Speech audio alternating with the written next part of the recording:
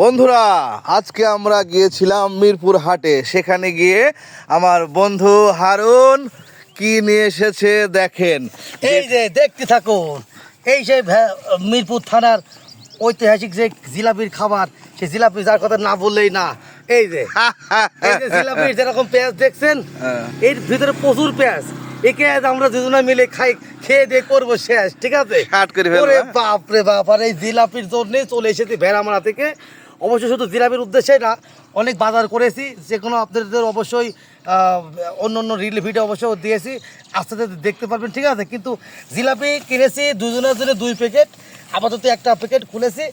এটা যদি খেয়ে শেষ করতে পারি, ষাট করতে পারলে এটাও 60 হবে, এটাও ইনশাল্লাহ 60 করে দেবো, ইনশাল্লাহ ইনশাল্লাহ ইনশাল্লাহ। অবশ্য কোন জায়গায় ঠান্ডা জায়গায় বসেছি আপনারা দেখতে থাকুন, ঠিক আছে? হ্যাঁ, দেখছেন আমরা কোন জায়গায় আছি। এই জায়গাটা আপনারা অনেকেই চেনেন।